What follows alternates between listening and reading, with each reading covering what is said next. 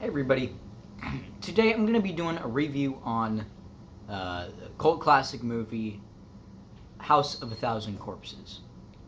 Now, some of you guys might know what I'm talking about, some might not. So Rob Zombie directed this movie. That might ring a bell for some people, but anyways, quick brief overhaul. He used to be in a band, his own band, called White Zombie. I like them. They're pretty good, I guess. My mom likes them a lot. Anyways, then they broke up. Rob did his own thing. Called himself Rob Zombie. Pretty sneaky there, Rob. I see what you're doing, you little bastard! And, Rob is multi-talented. He can make good songs. He could draw good. A lot of the artwork in this little CD booklet, on the back of the CD case, posters, that's actually drawn by Rob. And I respect that, because I like artists that can do it all, right? Anyways, and, well, what's next? You got pictures done, you got music done. What's the next logical step? Pottery. Never did pottery. It would be cool to see, though. Movies. Oh, yeah. Rob loves his movies. If you couldn't tell, a lot of White Zombies music has movie samples. Sometimes better, sometimes worse, sometimes it takes up half the song. We get it, Rob, you like old horror movies, but you're not James Rolfe, so shut up and play the song, okay? I don't want to hear the audio version only of some obscure B movie that nobody cares about other than you. And so, yeah. He eventually did get to do his own movie. I think I actually don't know when House of a Thousand Corpses released, but needless to say, it was a pretty big deal for Rob Zombie fans. It's very divided, though. When it came out, people hated it. I don't know if Rob Zombie fans didn't like it. Maybe they liked it. Maybe they didn't. I don't know. I certainly liked it. Which I'm going to get into more of that later. Obviously, critics hated it. It's not very commercial. It's not even like a modern horror movie. It's kind of, it's kind of like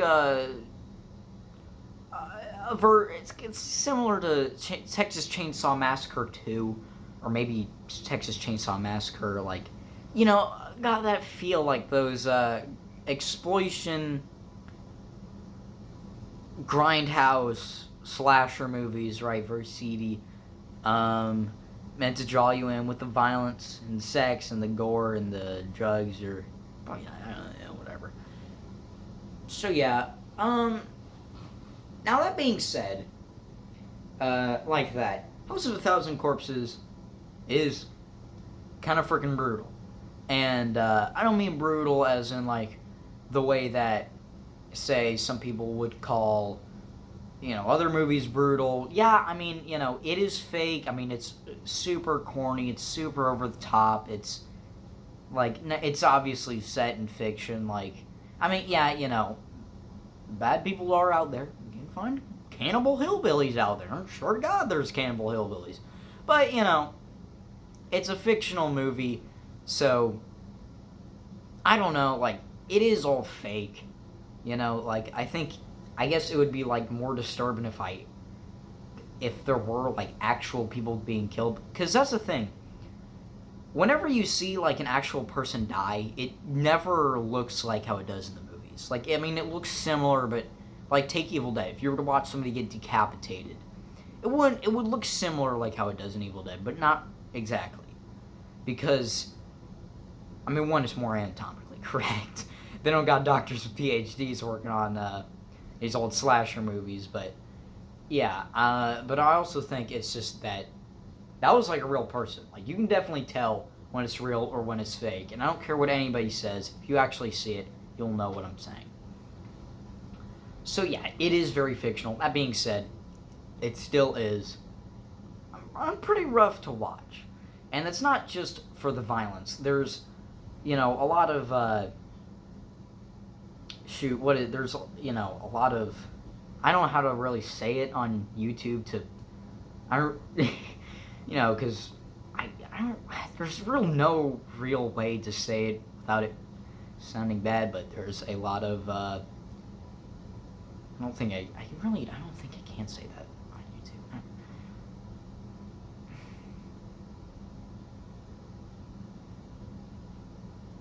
Unconsensual violence? Get where I'm going with unconsensual love going on. And I mean, that alone, that's honestly probably more disturbing than any of the actual slasher. This is not really like a slasher movie. They don't use chainsaws like or machetes. It's a lot of guns and a lot of knives. So it's not really like a slasher movie.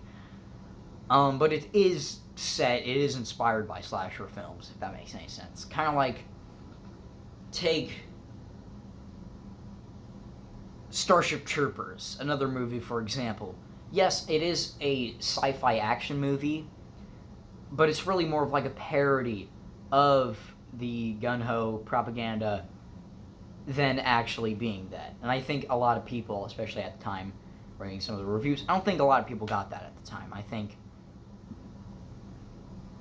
Now, is Rob really trying to make a commentary on, violence in movies? Is he trying to make a commentary on sexual assault? I don't really think so. I don't know. Maybe. I mean, those are all obviously bad. But especially because you have in the element of violence, it can get pretty gnarly and brutal in a bad way. Because, gnarly dude, and I like a lot of death metal, so kind of like a thing like, oh, that's freaking brutal, dude. But yeah, no, like brutal in like a bad way. Especially since I was watching the movie with my dad. But overall, I mean, that's not like... This was like the theatrical cut. It was on Tubi. So I'm sure if I was to watch the director's cut, the uncensored cut, then yeah, I'm pretty sure it would be a lot worse. Because that's another thing. The movie was too violent, too extreme. And it was going to get an NC-17 rating. Now, obviously, you might as well just get an X rating. Because NC-17, no theater will show it. You'll be seen as like a weirdo because NC-17 is really just reserved for like... I don't really know how to describe it, like... pseudo snuff films, if that makes any sense. I like the most extreme of the extreme, and especially, which the movie ratings are all messed up. I mean, this is a whole other topic, but whatever. Anyways, I don't want to get sidetracked here. Back to the movie. The characters are stiff. They're kind of cheesy, but they're likable enough. Right? It's done right. That makes any sense. A lot of movies want to be B movies. They want to be these cheesy horror movies. They just, sit down with a couple friends and laugh about it. And a lot of the time, it doesn't work. It's cringy, and it makes you wish that you were the characters in the movie being brutally mutilated. Like take Winnie the Pooh, Blood and Honey. I'll never get that hour of my life back. I regret that decision ever. I'll never, when my kids ask me, for advice, don't see Winnie the Pooh, Blood and Honey. Like, it is horrible, it's bad, it's just bad. And not bad in, like, House of a Thousand Corpses ways, because it's not even that, like, gruesome. It's just, like, a bad movie. I think House of a Thousand Corpses actually pulls it off. Like Mars Attacks or Starship Troopers. It pulls off that while actually being a good movie. Because the characters, yes, while not, like, fully developed, it is a horror movie. So I don't think, like, in any horror movie, even, like, not, like, something as stupid, like, something psychological horror, like, highbrow horror, if that's even a thing, the characters aren't really even, like, the main focus. Like, you won't get into, like, deep, philosophicals, like, oh, is let's say your character, bunch of teenagers, Craig, Trevor, and Stacy. Craig and Trevor are, gay for each other, but they're still in the closet, and Stacy is, dealing with her, I don't know, her vaping addiction. They're not going to go into that. I mean, they might say that, but not really. So yeah, I think characters are pretty good on their own.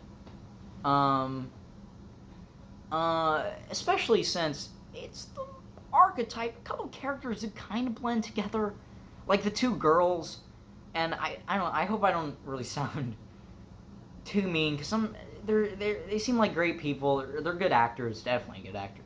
That's another. They're great actors. Another great actors, Dwight from The Office, is in this movie. Yeah. So if any of you guys didn't like Dwight from The Office, just watch this movie. He gets torn up. Gets. I'm not gonna spoil it. Don't worry, guys. But yeah, and the villains, the villains stand out way more than heroes. There's the clown dude that you probably was using all the promotional things. He's pretty funny. I mean, I don't know. He's funny, I guess. Like, not like drop dead. I chuckled. Like, his weird little pull string laughing thing. I don't know. I just got a kick out of that character. I don't really know why. I'm not really. It's very lowbrow. It's this whole thing with fried chicken. It's weird. Characters are enjoyable, especially. I'm already saying this. Main villains is some like hillbilly, hilljack dude. Can I even say hill? Is that? I don't. I formally apologize for saying hilljack if that's a bad thing to say. The hillbilly dude who is main villain. He's really enjoyable. All the two girl villains are kind of enjoyable. All the villains are really. It's just an enjoyable movie. And I'm not even. I don't. Well, I don't want to jinx myself, but I guess I'm kind of biased, but I'm kind of not, because I'm not a Rob Zombie super fan. I'm more of like a. Maybe not a poser. Because I do genuinely like Rob Zombie, but I'm not like, I know the different albums, yeah, I listen to them, but not really, that's mainly for, like, White Zombie.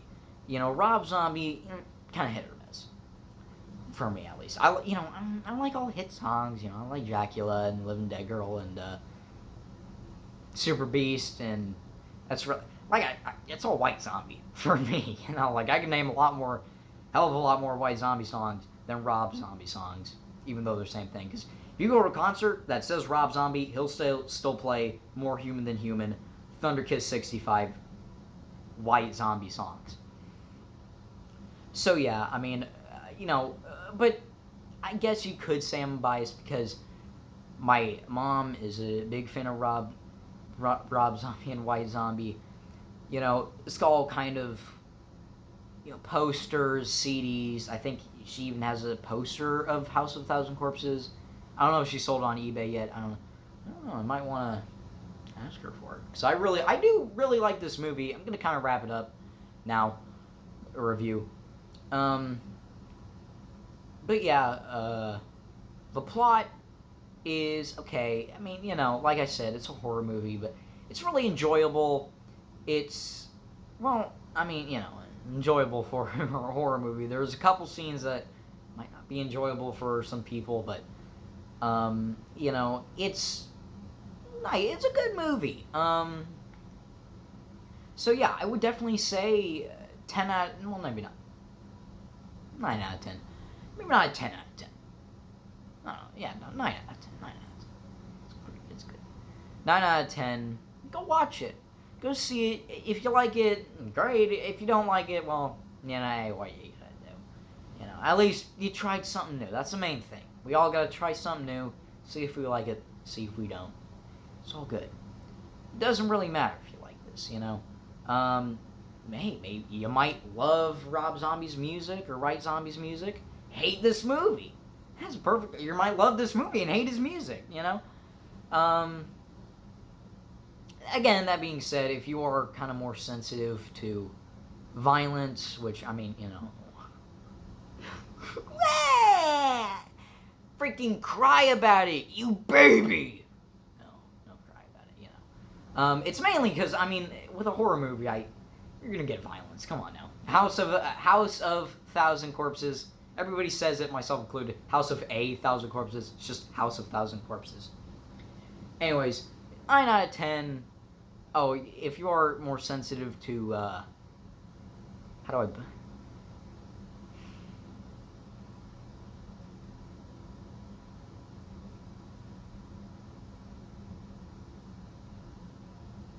SA is what a lot of YouTubers call it. So yeah, maybe just proceed with caution, but I think most people, yeah, go watch it, because it is enjoyable, it is super over the top, and even if you do get kind of uncomfortable with that, the scenes are, I mean, if you're watching this on, like, Tubi, like I did, like, if you're not watching the director's cut, they are fairly short. It's mainly just, you know, yeah. So, see ya.